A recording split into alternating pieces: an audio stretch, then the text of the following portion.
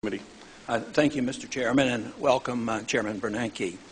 I am very pleased to be here today as the ranking member, and in the midst of the great optimism of monetary policy and how the economy is doing, I still have some concerns. And of course, one of my long-term goals has always been to emphasize maintaining the integrity of the monetary unit rather than looking superficially at some of our statistics.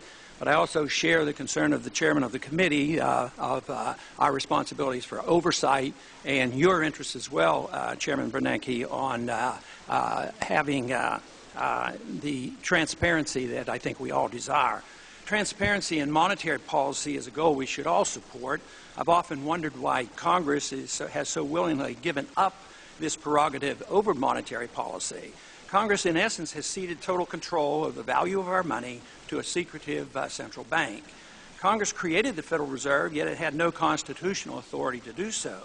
We forget that those powers not explicitly granted to the Congress by the Constitution are inherently denied to the Congress, and thus the authority to establish a central bank was never given. Of course, Jefferson and Hamilton had that debate early on, and the debate seemingly was settled in 1913. But transparency and oversight are something else, and they're worth considering. Congress, although not by law, essentially has given up all its oversight responsibilities over the Fed. There are no true audits. Congress knows nothing of the conversations, the plans, and the action taken in concert with other central banks. We get less and less information regarding the money supply each year, especially now that we don't even have access to M3 statistics. The role the Fed plays in the President's secretive working group on financial markets goes essentially unnoticed by Congress. The Federal Reserve shows no willingness to inform Congress voluntarily about how often the working group meets, what action it takes that affects the financial markets, or why it takes these actions. But all these actions directed by the Federal Reserve alter the purchasing power of our money. And that purchasing power is always reduced.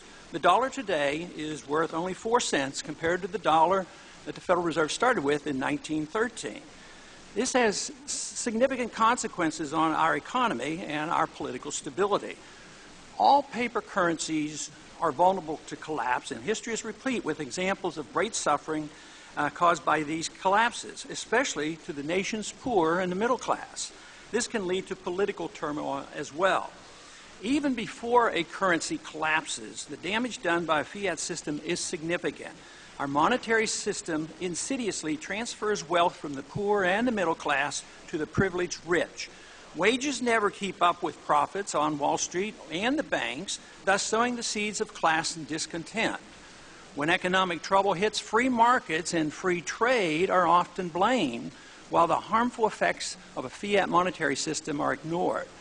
We deceive ourselves that all is well with the economy and ignore the fundamental flaws that are a source of growing discontent among the various groups. Few understand that our consumption and apparent wealth is dependent on a current account deficit running at approximately $800 billion a year. This deficit shows that much of our prosperity is based on borrowing rather than a true increase in production. Statistics show year after year that our productive manufacturing jobs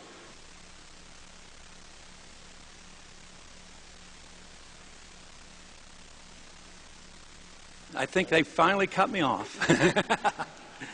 Is it on now? Okay.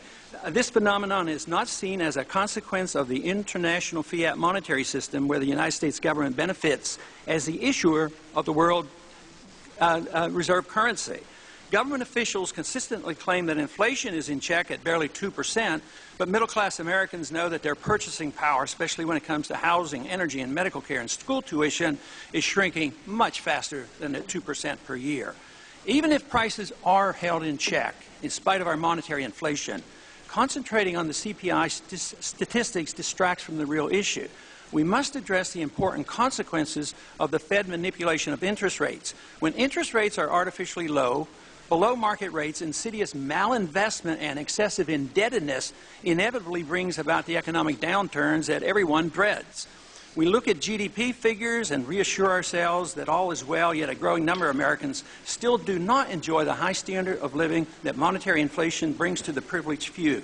Those who benefit the most are the ones who get to use the newly created credit first. The gentleman's time has expired. If the gentleman would come to a conclusion. Okay, I will yield back.